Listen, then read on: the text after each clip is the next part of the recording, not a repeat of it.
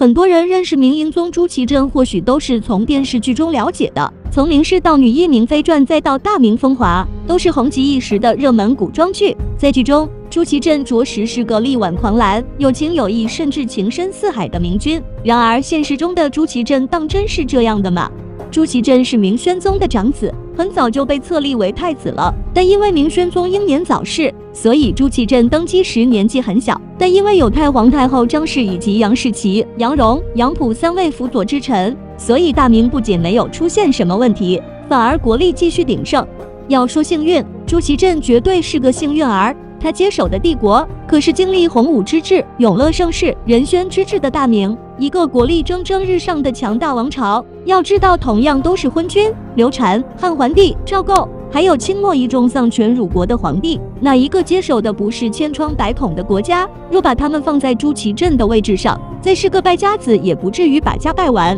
但朱祁镇做到了，他让大明差一点亡了国，这就是历史著名的土木堡之变。事情的起因是地方官上表说瓦剌也先常带人骚扰明朝的百姓，这件事情让太监王振知道，告知朱祁镇说，皇上为了尽早更好地证明您的工作能力，我建议您御驾亲征，亲自带军讨伐瓦剌。朱祁镇那时候20来岁，恰好是意气风发的年纪。听完王振的提议后，如同鬼迷心窍了一样，不管不顾朝中大臣的反对劝说，一门心思的就想仿效父亲朱瞻基那般在战场上建功。大军刚到王振的老家那边，王振看故乡的农作物长得挺不错，怕几10万大军踩坏自家故乡的农作物，立刻跑去跟朱祁镇报告，说老百姓种农作物不容易，提议朱祁镇命人撤兵，换一条路涉足。朱祁镇这一昏君听完，竟然真下令撤兵，不撤还没事儿，一撤瓦剌就把握住了机会。借着明军毫无防备的情况，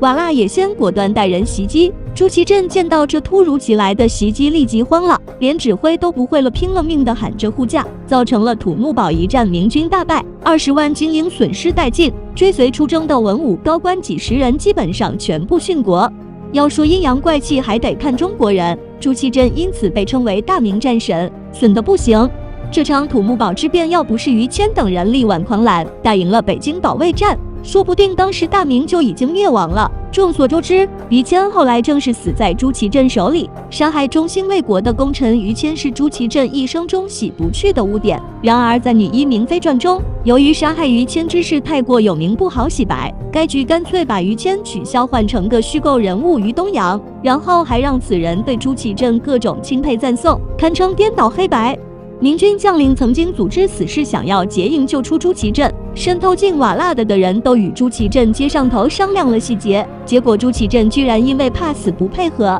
导致援救失败。同样因为贪生怕死，朱祁镇当了瓦剌人俘虏后，给瓦剌军带路，帮敌军叫门，以便进攻大明的关隘和城池。叫门天子就这一项，古今中外也算是第一等的人物。守将过登忠于国家不肯开门，朱祁镇便怀恨在心，复辟后将其问罪流放。朱祁镇复辟后，大规模清洗朝堂，杀害众多京师保卫战的有功朝臣，厉害者远远不止于谦一人。比如都督范广，在抗击瓦剌入侵军的战斗中功勋卓著，只因为他是于谦一直信任的爱将，同样惨遭杀害。这还不算，范广的宅邸和妻室竟被朱祁镇赐给了自己的亲信，名唤皮尔马黑麻的瓦剌降虏。堂堂大明天子，竟将抗敌有功将领的妻子送给投降的敌虏随意淫辱，能怪明朝史家提及此事，不得不羞惭言道：由国朝怪事，一时诸赏不遵祖制，不验人情，以至于此。事实上，朱祁镇之所以能活着回来，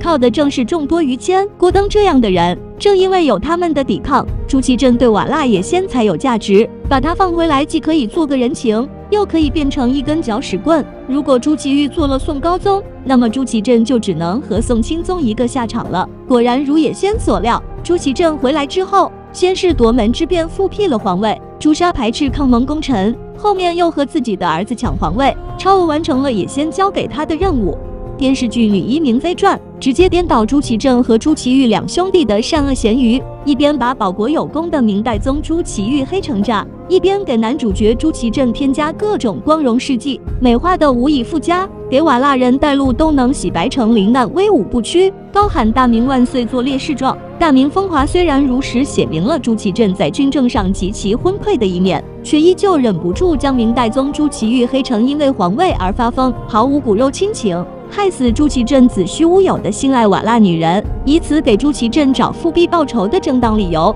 还让朱祁镇复辟后突然念及悬崖勒马，不忍心杀死朱祁钰，听孙太后之言放过了众多景派大臣，而真实历史中本已奄奄一息的朱祁钰，多半就是被朱祁镇派宦官活活勒死，并毁其皇陵，杀其嫔妃，加以立王恶事。朱祁镇在大众心中的形象转变，大概是从明朝那些事儿中开始的。当年明月在明朝那些事儿中说，这位皇帝的一生并不算光彩，他宠幸过奸邪小人，打过败仗，当过俘虏，做过囚犯，杀过忠臣。要说他是好皇帝，真是鬼都不信。但他是一个好人，他几乎信任了在他身边的每一个人，从王振到徐有贞，再到石亨、李贤，无论这些人是忠是奸，不管在什么样的环境下，他都能够和善待人，镇定自若。抢劫的蒙古兵、看守、伯颜帖木儿、阮浪，最后都成为了他的朋友。这一段评价看似中肯，却选择性忽视了于谦、范广、郭登、朱祁钰等人。